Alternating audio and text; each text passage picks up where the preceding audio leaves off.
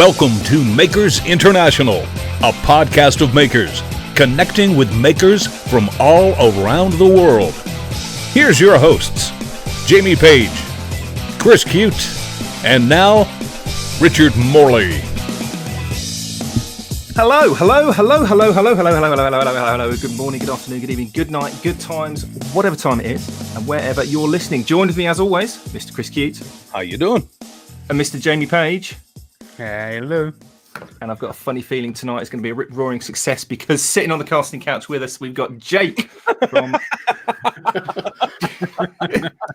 all the way from Texas, Northside Custom Creations. How you doing, Jake? Custom Crafts. I'm good. How's everybody doing? Is it Crafts? I just know him as Jake. I don't know. I never just like Northside Customs, or it's just Jake. If you say Northside, everybody knows what it is. It's all good. You say whatever you want to, Rick. I did before the show, if you remember. Yeah, you did. We were having a little bit of a giggle pre-show. This is going to be a not great the sort hour. of thing you giggle about in public. We'll say we'll leave it at that. But yeah, awesome. So as always, tonight's show is brought to you in part by Yorkshire Grit, the Woodturners Abrasive Paste, our good friend Chad over at Mancrafting, Pam from Highland Boxes, and also Steve Harneal Media, who all of which are giving away free stuff and doing good things in the background. Jamie, it's not happening. You're not taking the credit anymore. Oh, man.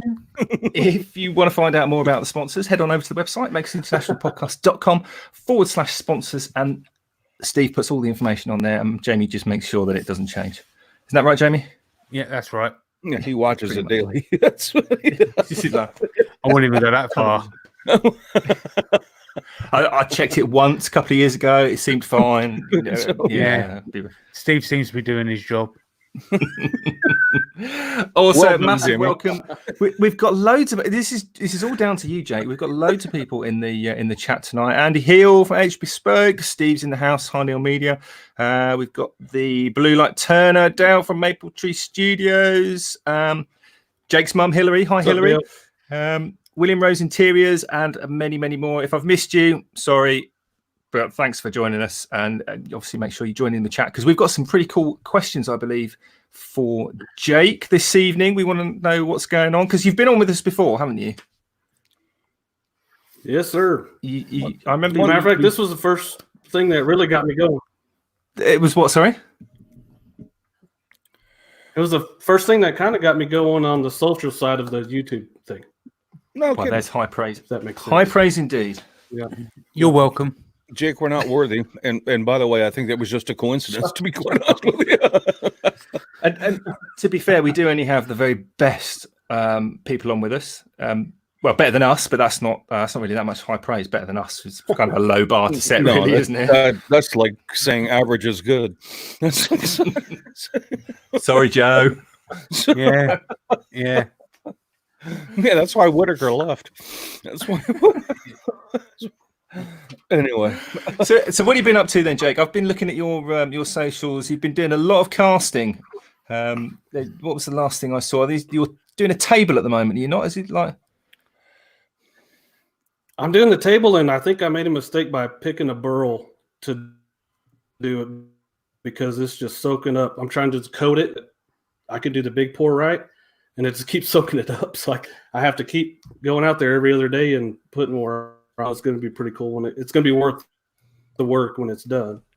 I thought you. that's going to I be an thought you expensive sealed table.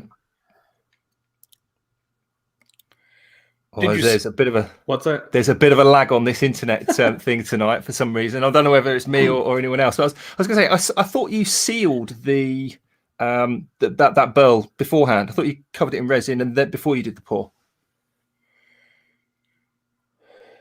I'm still doing it because it just keeps soaking that resin in, and I want to have it solid at the surface because if I do the big pour, it's just going to soak it in and it's going to mess it up, or it's going to have moisture or air coming out of it when I'm trying to do it. So I was going to coat it first, and I didn't think at all it was going to take this long to do it. But once again, it'll be worth it. I'll make sure that it turns out good. Excellent. So you've sealed that timber so that it doesn't soak in. Is that right? Yes. And it's just taking way longer than I thought it was going to. Is that because the resin's taking longer to cure, or is it just taking ages to soak in? It's just taking ages. So once the wood is full, once it soaks in, all that's going to soak in, then it does what it's supposed to do. But it's just, I mean, if it was a hardwood, it would just be one coat and you'd be done. But this is just soaking it up. Basically, it'll be worth it. Basically, that wood is just thirsty, Richard, is what he's trying to say. It's like, I would have expected it. Surely that resin is, as soon as you put A and B together and start mixing it, then the clock starts ticking. Or if you've got to do like in an oven or something like you do with your stabilizer. Well, this this stuff is it's the stuff that you use for the river part of the table. So it has 4-hour working time and it has 24 hours to cure. So it's like water. So it's not like the resin you use for casting or the stuff that I normally use. This is like water, and it stays like water for hours and hours and hours. So that gives it an opportunity to soak in. Gotcha. See, that makes. But as far as I know, yeah. Let me ask you a question. As far as I know that. Go ahead. I'm sorry. Go ahead. You need to use the same resin that you're going to pour with to do the sealing with, just to make sure that it's going to bond together. So let me ask you a question. With a resin like that is so liquid, and it takes so long to actually dry, whether it's curing or just drying on the surface, do you run into a problem with dust or particles settling on the top of that resin, where you have to come back and sand to the point where you can make it smooth and clear again, or do you not? I mean, I guess it depends on your conditions you're working in, or does that not matter? So what I'm doing is I clean the shop beforehand, and then I'm not doing any woodworking in there. I'm not kicking up any dust. I made some pin blanks and I made a silicone mold, but that's not kicking up any dust. I'm just being as clean as I can. It's kind of like painting a car in your garage. Yeah, I hear you. Put plastic up and just make sure you're not, stirring up dust, and you'll be fine. And even if it does get some in there, just sanding it.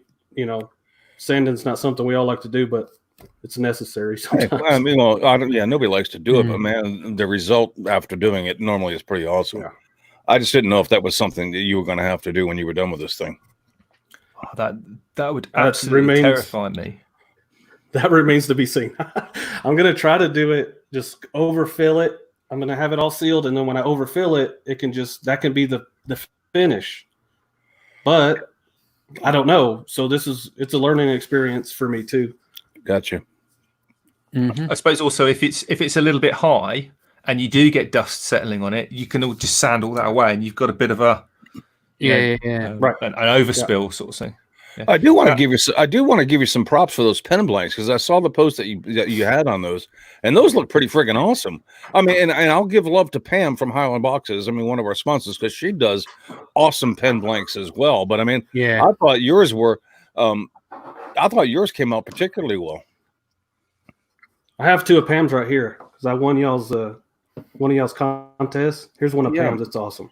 That would be awesome. And I haven't turned it because it's Pam's, and I don't want to. It's either going to be for a giveaway, or I don't want to mess it up. And here's a couple of the ones that I did. I don't know. Yeah, I like those. But my favorite color is blue, so I would like those. So anyway, that's awesome. So there you go. Appreciate it. Serious question here, Jake. And this isn't a case of kind of trying to stir the pot or anything like that. It is no, genuinely, because I mean, I've had it before. You do something because you're interested in doing it, and you put a picture of it on Facebook, and then the next thing you know, you're getting half the people going, "Wow, that's amazing! I want to buy it," and the rest of it going, "Oh, you're doing that. You're just copying so." Because obviously everything that you put on Instagram is for sale. But is this something that you're doing because you want to do it, or is that potentially like another revenue stream that you're thinking about, or don't you know, or you just playing around, or what's going on with that? Right now, it's kind of playing around because I'm just doing things I want to do, but I'm sending these blanks to people that make pens, and then they can give me feedback on if they like them or if they turn well or anything. And then when I do go full time, then I'll already have my process figured out to make these things and to sell them. I don't have anything for sale right now, but everything I'm doing right now is to prep for doing this full time. And it might look like I'm just playing around out there, but there's a direction this thing is headed, and there's a diabolical plan in the back of your head. I hear you. Yeah. Good for you, man. Because I mean, I don't know how those will turn either, and obviously you haven't turned them either, so you don't know either. But I mean, they look awesome. I'll give you that. Thank you.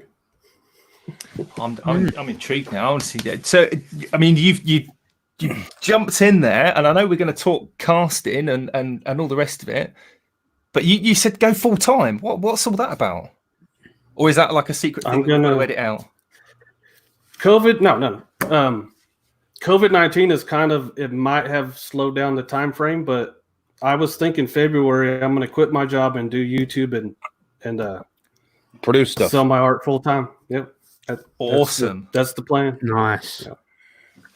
I wish you. I don't think you need luck at all, but I mean, we wish you the best here, because I mean, some of the stuff that you put out, absolutely fantastic. So putting more of that out, even better.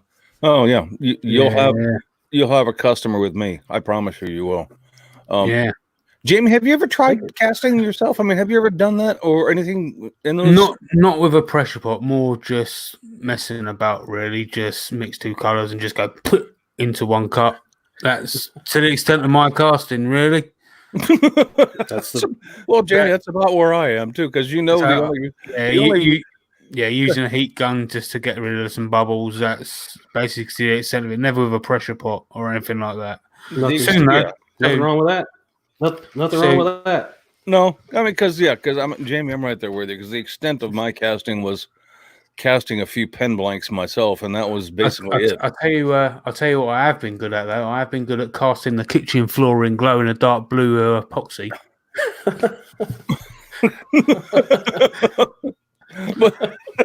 Right, we've got to find out about this now. What happened?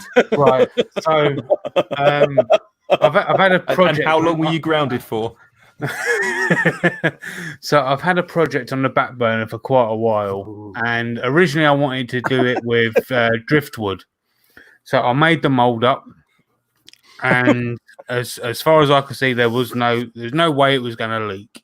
I had wrapped it up in duct tape. I had put hot glue everywhere you could put hot glue. Right. Well, I put a bit of driftwood in there. The one mistake that I made, right, was I didn't glue the wood to the base, right? So I started putting the resin and the glow-in-the-dark resin into the mold, right? And the wood started coming up, right? All of a sudden, I've got to the end of this half a pot of resin, and it's like, where's all the resin gone? Right? So I push it down. Right? Well, no. It's not come over the top, but it's like it's still not covered the wood. And I'm thinking, well, where's it all gone? No worries, got another bottle. Right? So I mix up the lot. Right? So mix up another lot of blue glow in the dark resin, pop the lot in there.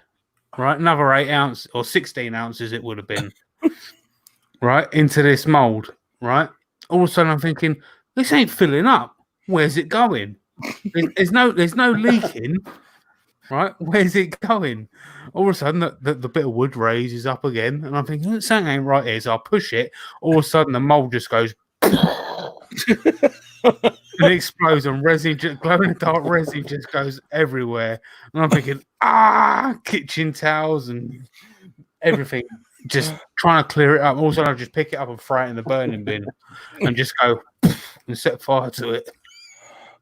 Well, in case anybody isn't aware, and Jake, I think you could probably attest to this as well.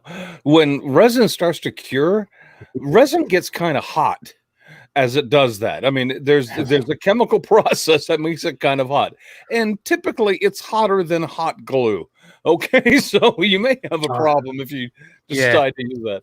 On one of the mistakes that I've made, and this may actually be a bit of a tip as well, even though I'm not a resin person, if you want to use a hot glue gun, get a decent hot glue gun. Don't use a little hobby hot glue gun, which is what I use because they don't get the hot glue hot enough.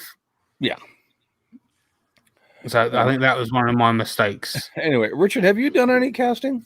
I mean, have you tried to do anything along those lines yet? Or very, very limited. Before casting really became popular like it is at the moment, I did a tiny wee bit. I don't know if you've ever seen where people make paperweights with things inside the paperweight. Yeah. I did some. They were basically paperweights, but they were supposed to be like little cable holders. So it was like a heavy block of wood with a slot in the bottom that you put over your cables to stop them flying all over the place on your desk. And in the top of that, I cast some pennies, some coins, which is typical. Yeah. Just because basically I had some shiny coins, and I thought let's see what happens. And I tried to do some sweets as well. Like love hearts, because they got the writing on them. They didn't really work because I think something happened with between the sweet and the resin. I don't know. I don't know whether it started dissolving, but there was loads of bubbles on that as well. Because obviously I wasn't using a pressure pot. I was just trying to pour it high and try and get as little air in it as possible. And at that point, I didn't know you have to kind of torch it. So that I did. I cast a similar sort of thing to Jamie actually, using the West System epoxy. Which is apparently like the completely wrong casting. I didn't know that it was resin. This epoxy resin, you can't cast with it. I did a bangle for Cat that I wanted to then turn, and it had a load of yarn in it. So I got a plastic, like a spray paint aerosol can lid, those little plastic tubs. I used that for the center of the mold because I was smart, you see. I didn't want to waste loads. So I thought I'll put that in the middle. Brilliant. So I hot glued that in. And then I hot glued a load of wood together. Because you were smart like mold. Because I was clever. It just about managed to hold together. But yeah, that was getting really hot, and there was smoke coming. I've got a video somewhere. It's literally this like smoke coming off it because it was reacting with the paint lid. That was a bit scary, but it worked, and I made the thing, and it turned out okay. I never pressure potted or anything like that. Well, Jake, I just remembered that this was my latest creation that I've done with resin. I like that. I actually really like that. That is there's a video of that, isn't there, Jamie? Yes, there is. That was a gift I made for Pam Harris. That is absolutely awesome. All right. Well, besides the fact that Jamie actually made an awesome piece, which is, surprising. In and among itself, pretty freaking incredible. I'm just kidding, Jamie. But Jake, as you might imagine, we have some questions from people that are inquisitive and would like a little bit of your knowledge. So if you don't mind, I have a few for you. Are you ready to go? We're ready. All right. Well, Dale Kirkwood from Maple Tree Studios. And Dale, I do love you. Says, he asks, has Jake ever cast any other parts of himself apart from his hands? If anyone was going to ask that, no, it was Dale, wasn't it? No. All right. Well, No, I haven't. No. I've done the entire arm, but no other parts. Okay. Well, I think you'll find Zach Higgins is known for dunking junk. But Dale, even with that quick answer, I still love you for asking it, because that brings all sorts of mental pictures that do not belong in my head. Your mum just says she's plugging her ears. Sorry, Mom. Sorry, Mom. All right. Next question from the Mr. Pugh with the Q, as usual. And thank you, Andy, for always asking a few questions. We do appreciate it. It helps us get along here. Is there anything that Jake would like to cast in resin but hasn't as of yet? Is that a segue from the last question? No. No. Jamie, stop. Just let that one lay, okay? I mean, no. So, Jill, Only you, Jamie. So, Jake, is there anything that you haven't done yet that you would like to? There's a couple top secret things that Jamie knows about them, but it's going to be the pretty cool stuff. But a tumbleweed. That Being would from be Texas. cool. Jamie keeps bugging me to do a tumbleweed, but I got to find a small one and then just do it. But that's in the works. Wouldn't that be quite Would you do it like the Wolverine? I mean, how would you do that? I would hopefully find or cut part of one off. I'd cut part of one off that's big enough to go in a PVC pipe or something, and then make a sphere out of it or something. Okay, there you go. But the Wolverine, I can't do that size stuff often. But that was what I was going to say with the tumbleweed, because I mean, you know better than I do, but are they not kind of quite large volume, but actually small mass? As in, like right. There's not a lot to them, so that's going to be like 99% resin, isn't it? Right. Yeah. They'll 4 foot tall. They're huge tumbleweeds sometimes, but you cut part of it off and make it to where to fit in a PVC pipe or some kind of mold and just pour it. Well, that would be kind of cool. A glow in the dark tumbleweed, Jamie. There you go. There's your next project. Just don't do it in the kitchen. Yeah. All right, another one. What's your biggest casting disaster, if you have one? And I'm not saying that we should assume that you have one. The question is, what is the disaster that you have had? I mean, what's the biggest one that you've had, if you've had one?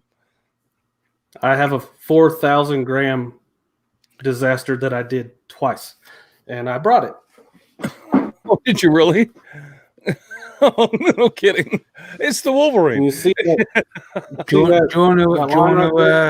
want to feature him, Chris? Yes, I will. Hold on a second. There we go. Hold that bad boy up there, Jake.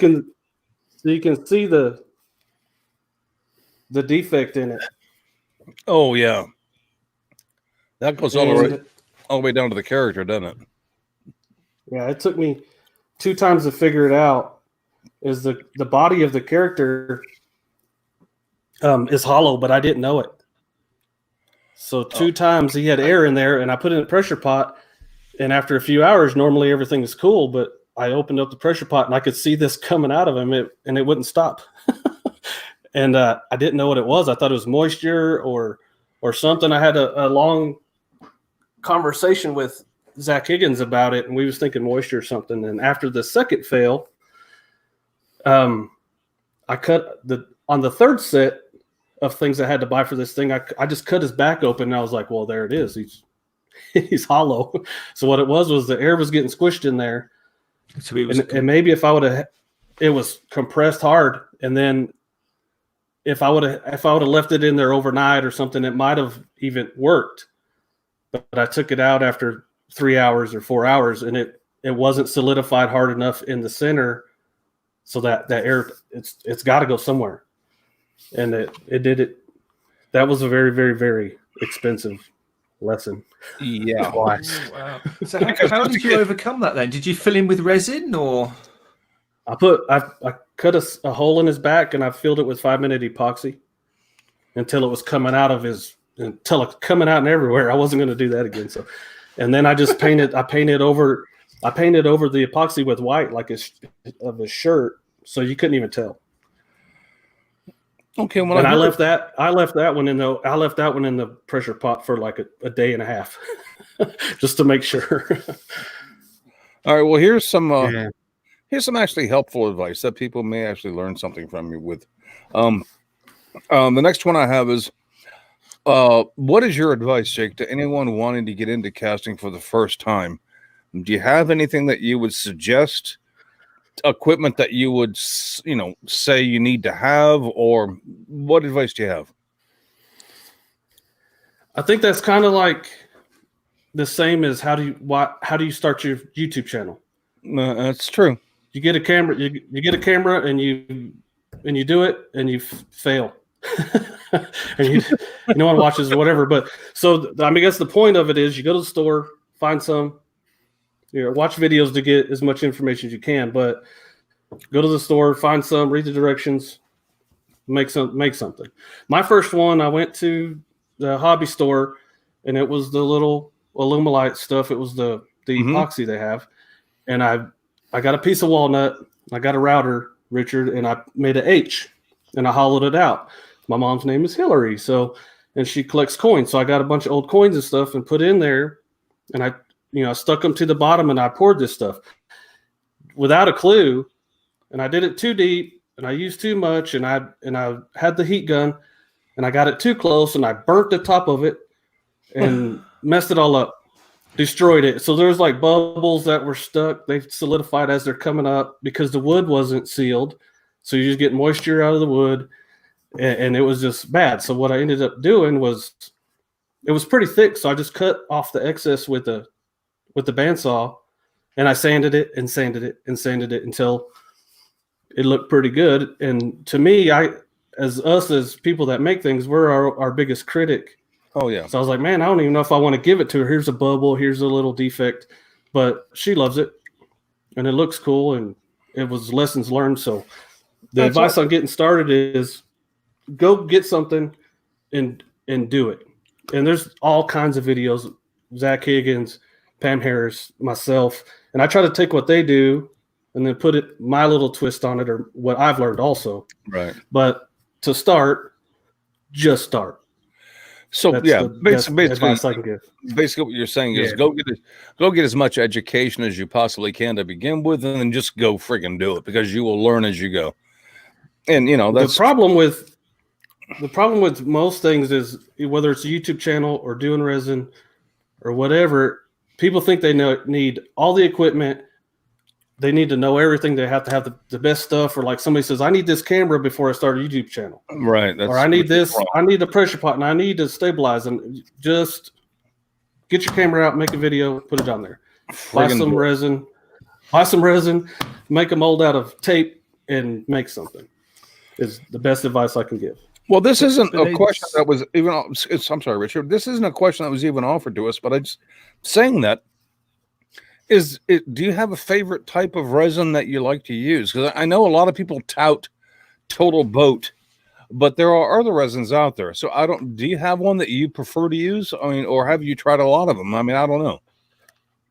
I've tried some. I even did a video on a comparison video on some of them. Total Boat was one of them, Alumilite and Liquid Diamonds.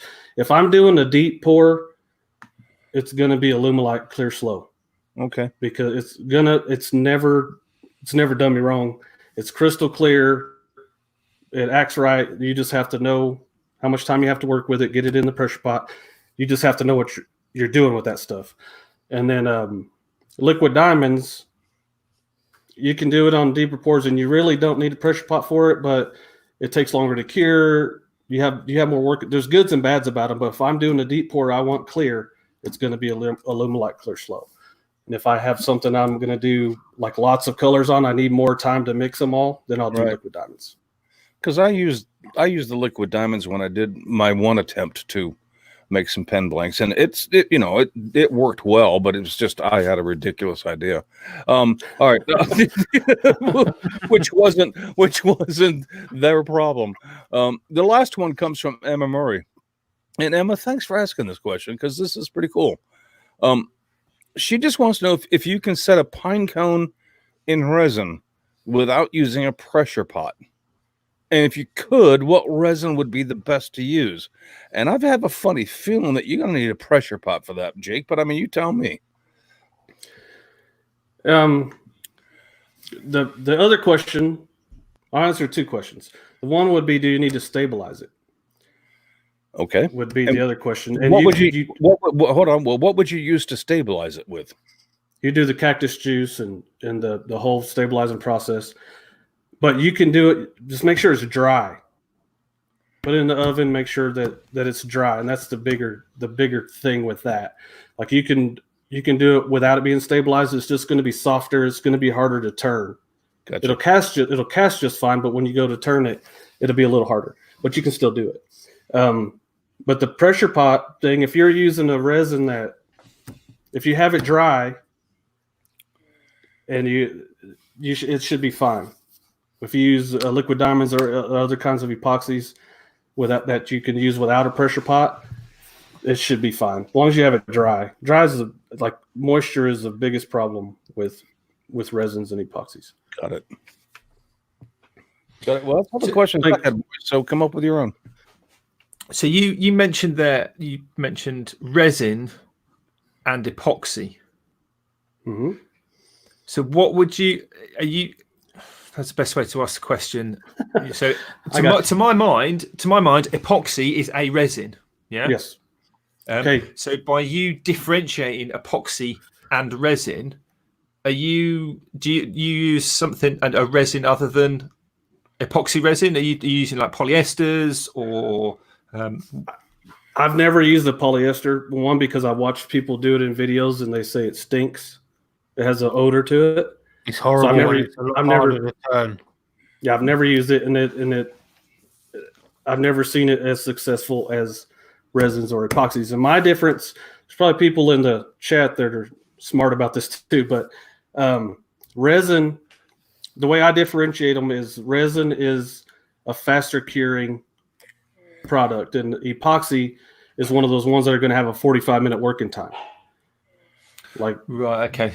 All right, well, and besides the point, a resin is going to be pourable, where an epoxy is a much thicker substance, and it's not so pourable. Or am I wrong? Yeah, you're kind of wrong. Okay. That's right. Hey, it's not the first time. They're both. You mix them. They're both part A, part B. You mix them. A resin, you're going to have a shorter amount of time to work with it. And the epoxy, you're going to have. They basically do the same thing, but they're going to do it in a different time frame.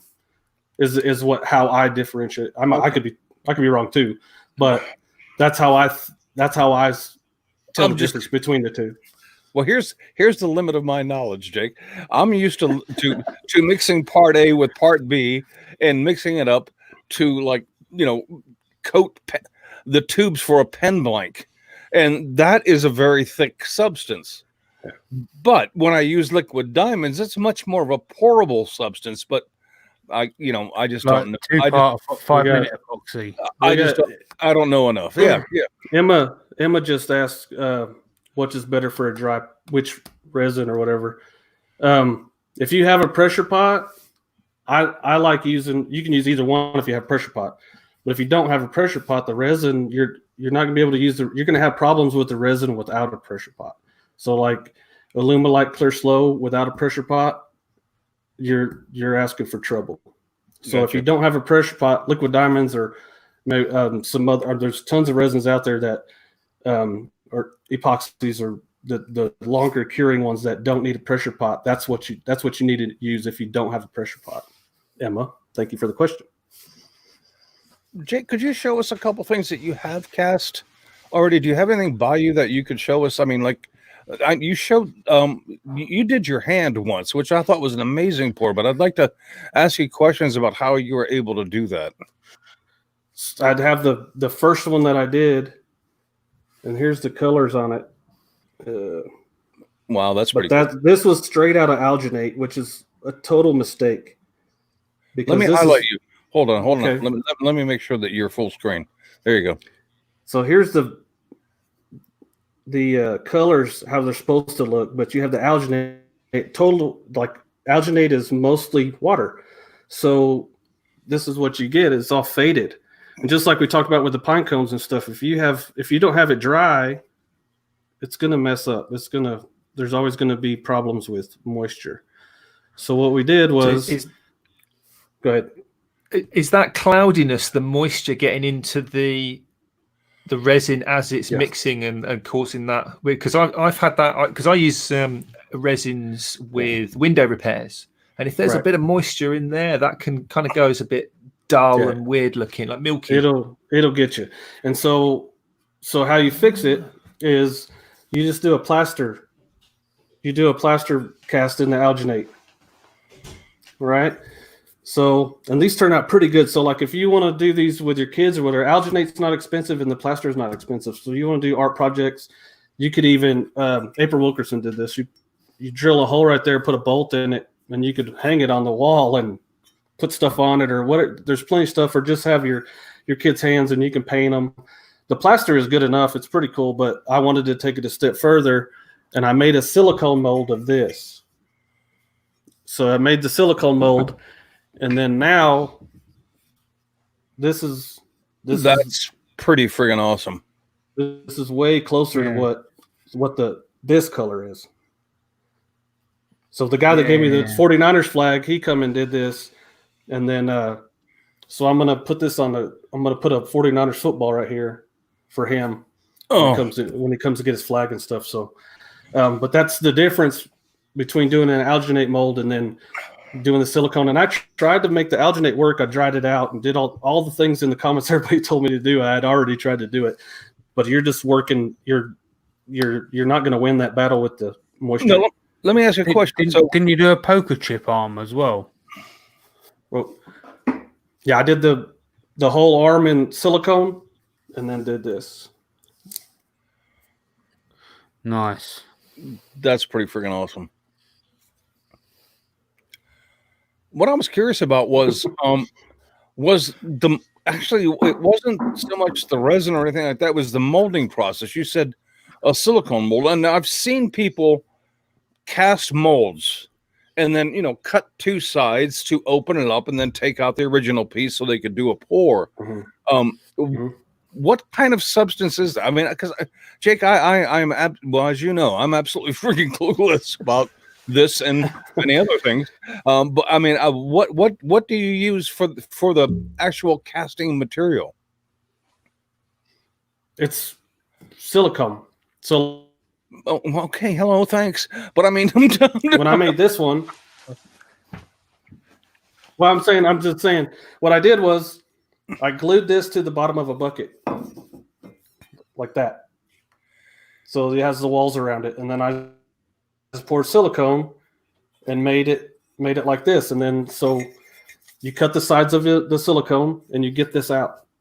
No, I get it. I'm just wondering. And then you get rubber. I don't know. What's the product name, or what other products names that you could? If I was just being, the dumb F that I am, and wanted to go on Google and look for silicone to make a mold, what would I be looking for? Illuminate makes silicones, and then I have some right here. Let's see. So surely it's just a generic Mold Star molding stuff. Yeah, Mold Star. The stuff I used to make these hands was Mold Star 16. It was fast curing, and you didn't need a vacuum chamber. Silicones, most of the time you're going to need to mix your silicone up and put it in a vacuum chamber and get the bubbles out of it. Well, I didn't want to do that because I want to show people that you can do it without all this equipment. Got it. So I get the silicones that are fast curing, and you don't need a pressure pot to get the bubbles out. And then you're not make it. You're not. So that stuff is. Then you're not standing there with your hand in a bucket for 4 hours. Yeah, I hear. Okay, I got it. Okay, because it was a bit like, I think it was I can't remember which video it was that you made, but it was the pen blank video that you did recently when you made the silicone mold for your pen blanks. You were talking about you didn't put that in the vacuum chamber to get the bubbles out, and the reason that you would want the bubbles out is so that when you cast under pressure, those bubbles get squished, much like Wolverine did, because there's air in there. You can compress the air, which then deforms the mold. But if you're casting, or you intend to cast not under pressure, that's not going to be a problem. If you're just going to, if you're not going to cast from the mold in a pressure pot, it doesn't need to be 100% solid, so you can have a bit of give, which means you can pour your silicone mold with a bit of bubble in it as well. Well, let me ask another question. Go ahead. Go ahead. No, go ahead. So the thing with molds in that is, I did it with the Illuminate mold I made for the pen blanks I just made, and you mix it slow, and you have 30 minutes to work with it. So you mix it slow. You don't introduce bubbles. You pour it from high up, and I did use a pressure pot with it, and it worked. It didn't deform the mold. The the blanks came out perfect. So there's ways to get around the degassing and stuff like that. You just make sure that it's not your fault. It has air in it. All right. Well, just in case we've piqued anybody's interest, my next question is going to be kind of important. Maybe.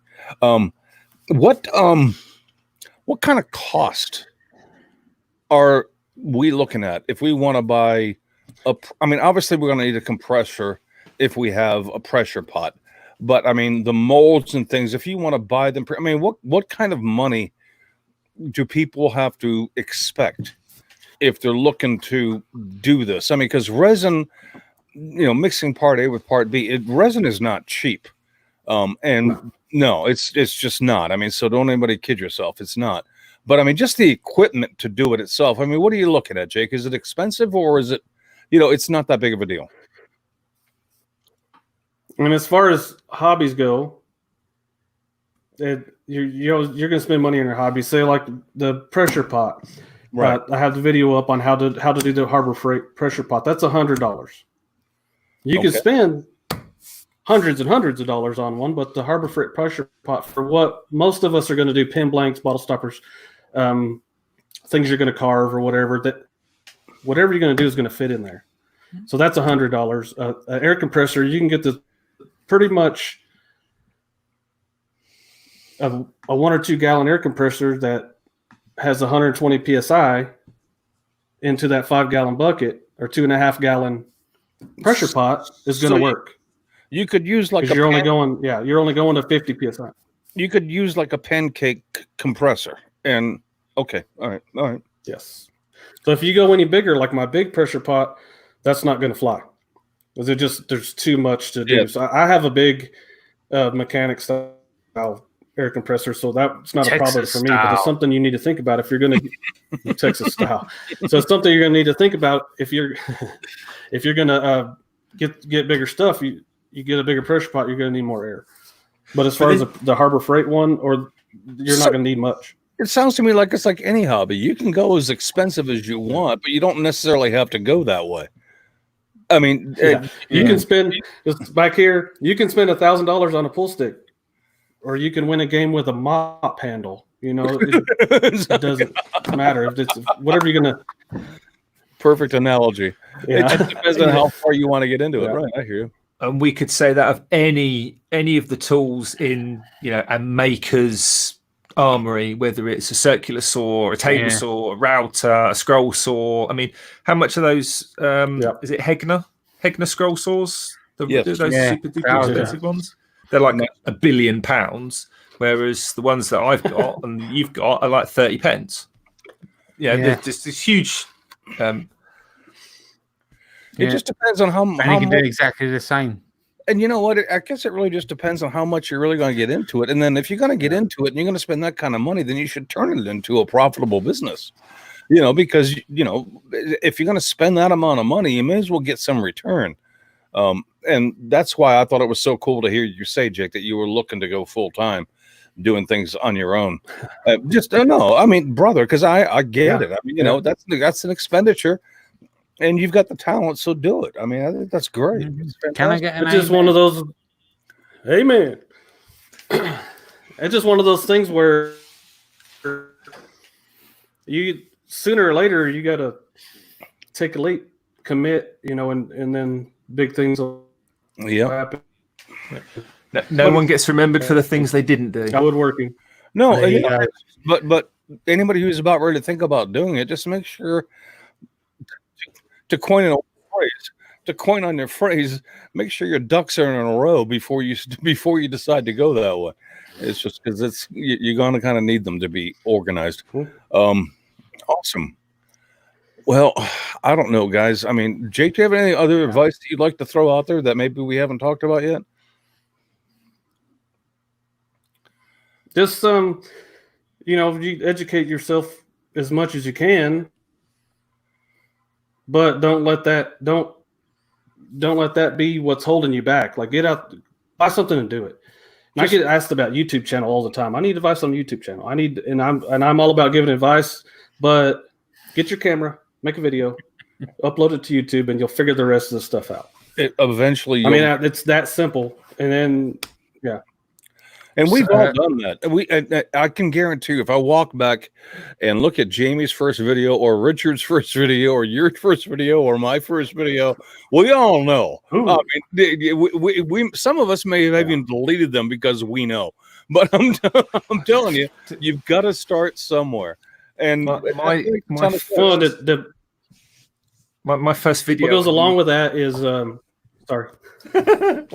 Hey, Chris is going to have a nightmare editing this out. I was just going to say, my first ever video on YouTube was maybe 6 years ahead of its time because I videoed it all in vertical. So there's these huge black lines down the side. Of course, it was supposed to be landscape, and now it's all supposed to be vertical, apparently. But like that. You get like a third in the middle. I don't know about you guys. Mine was all slideshow, I think. Yeah. What I was about to say was, you just have to have the mindset of, I'm going to make this better every time. Yeah. Whether it's your casting or your YouTube channel or whatever it is. I can go back and look at mine and holy moly, that was horrible. But you just fix something every time. But whether it's one thing or two things, just fix something you messed up on the last one, and then over time, you're going to be pretty good. Well, you have to start somewhere is the point. And you know what? You don't start somewhere unless you start doing. So do it. And then if you continue to do it, you will get better eventually, just because that's just happens to be the inclination. It's like developing a skill. You suck at it the first time, like me with a scroll saw. But if you keep doing it like Jamie, you become actually pretty good at it. Yeah. I never got to the point where I wanted to be good at it. That's all. I think if you had a better scroll saw, you might change your mind. You know what, Jamie, you're probably friggin' right. You're probably right, and I'm not going to argue with you about that one. But currently, with my situation, no, it's not going to happen. So what have you got in the pipeline that's not top secret then, Jake? I mean, we know you for your casting. Anyone that was at Maker Central last year possibly listened to your talk with Pam and Zach on casting, but you also do a lot of turning as well. I agree. I agree. Oh yeah. So I have the table going. As soon as I have time, the resin room will be getting built, but that's going to be a big deal, and I don't want to go too long without having a video or something. So I need to concentrate on the smaller things and have fun doing that, because if you're not having fun, then you don't want to do it, and your audience sees that you don't want to do it, and it's not fun for anybody. So I'm going to continue to have fun until it's convenient for me to build the resin room, even if it's after I quit the job and then I have time to build it. That's fine. I have friends that'll help and all that kind of thing. But me and Pam were supposed to do a collaboration, but now that Maker Central got moved, I don't know if she's going, but that's not going to stop us from doing it. So I really don't know what I'm going to do for her yet, but I'm going to make her something. She's going to make me something. We'll switch, and then we'll turn them on our lathes. That's awesome. That'll be one thing. And then, there's all kinds of stuff that I have, just knick-knack stuff with bowls and some things I want to turn. And there's a couple top secret things that I can't talk about yet, because believe it or not, I didn't think people were like that, but you mentioned something publicly, and next thing you know, you see it the next week on YouTube before you get a chance to do it. Oh yeah, I hear you. Yeah. It's a fine line, isn't it? Yep. I can't remember what it was, but somebody put a video out. And they'd obviously been working on the video, and it takes time to do the thing, come up with the idea. If you work from the release date backwards, before they went, actually, I think I might do that. That's quite a while. But literally the day before the video came out, and I can't remember exactly what it was, I thought to myself, wouldn't it be cool if I could do, and then, that's maybe an idea for a video. And then literally the next day someone had done it. And it was like, I never even said anything to Kat. It literally didn't come out of my head. It was still bouncing around in there, and someone's already done a video on it. And there's no way of getting upset about that, because that's just pure. Yeah, but like you say, there's been several things because I get on Instagram and I go through my daily thing, what I'm doing on the stories and stuff, and then thing you know, 2 or 3 things happened that I was lined up to do that I was doing, and then it just got out before mine. But I'm not mad about it. I just learned to shut my mouth. You watch everyone's going to be making tables with resin down the middle now. You watch, that's gonna blow up. Yeah. Trust me. Yeah, Boom. there you go. Someone's going to end up trademarking River Table. Yeah, You should do that, Jake. That's a cool idea. Well done, Jamie. unreal. No. Oh, jeez. I hate to say this, but I think we've come to the point where it's time to let Jamie sing again. Do we have to? Jamie, I'm going to take your headphones off, Jake. are you ready to do your thing? My thing. Yeah, it's time for Jamie's page. Ow. I still heard it. You end up like doing it in your own head, don't you? Oh, Rightio. So the first bit of cringeworthy. Anyway, the first bit of Jamie's page is stickers. Obviously, we're all still hoping Maker Central goes ahead, and should it go ahead, we're all going to want stickers. So you can get £20 discount at checkout by going to makersinternationalpodcast.com. Go to the section where it says stickers and follow the appropriate links. It's a one email, one use kind of thing. So if you've got your stickers from there before using a certain email, then hold on. Here's how you cheat the company. Go ahead, Jamie. Yeah. Set up another email account and use that one, and you'll get your £20 off. Hey, we're honest. So there's that. The second piece of news is Molly and Dylan from the YouTube channel Wood Brew have just got engaged. So congratulations to them two. Really? Good for them. Congratulations. Yeah. Which brings me to my shout out, my shout out goes to Dylan of Wood Brew. He actually put our video out on the process of making the engagement ring for Molly. And he went through the story on why he picked a particular kind of diamond and the particular kind of metal we made. And he actually showed the process of the actual making of the ring. So, yeah, and I've got the chance to meet Dylan in Atlanta in 2017, I think it was. And he's a nice guy, and I wish him all the best. I saw that when you sent that to me. That was actually really, really cool. So, yeah, that's my shout out. Dylan from Wood Brew. Is that it? That was a short page this week, Jamie? Yeah. You got anything else? Yes, I want to give a quick shout out to. I know. I want to give there's actually two more things actually. Oh, okay. I want to give a quick shout out to Caitlin the cat and myself, because we've got a premiere right after the podcast. Me at 11 o'clock, which is half an hour after the podcast ends, and Caitlin the cat at 11:15. You're welcome. And after, also, I want to give a shout out to Make It So, Claire's Crafty Corner, and Stay Smakes. They just done a collaboration and making a perpetual calendar. I saw that. Yeah, that's that. So, all good. Awesome. Richard, should I ask, or should I just go ahead and proceed with mine? Well, you could do. I mean, I'm going to do a little bit of a kind of a shameless plug. I nearly said something along the lines of perpetual calendars going on forever, and Jamie just but I won't. Go right ahead. I mean, if I'm going to say it purely because I know a lot of people listening subscribe to me on YouTube, and then you probably won't see it because I've just put out like a new channel trailer, and that's not something that subscribers generally see. And it was a total cheat. I just got loads and loads of clips of previous videos and just kind of snipped them all up and put them to a bit of music and had a bit of a jolly time doing it. But it's got Doggy Noodle in it, so if you like dogs, star of the show. I think Jake's in it, and there's a few makers in there as well doing little bits. So if you haven't seen it, then you might. It's amusing. So yeah, I thought I'd plug that for me. Kind of a community get together. All right, I like that.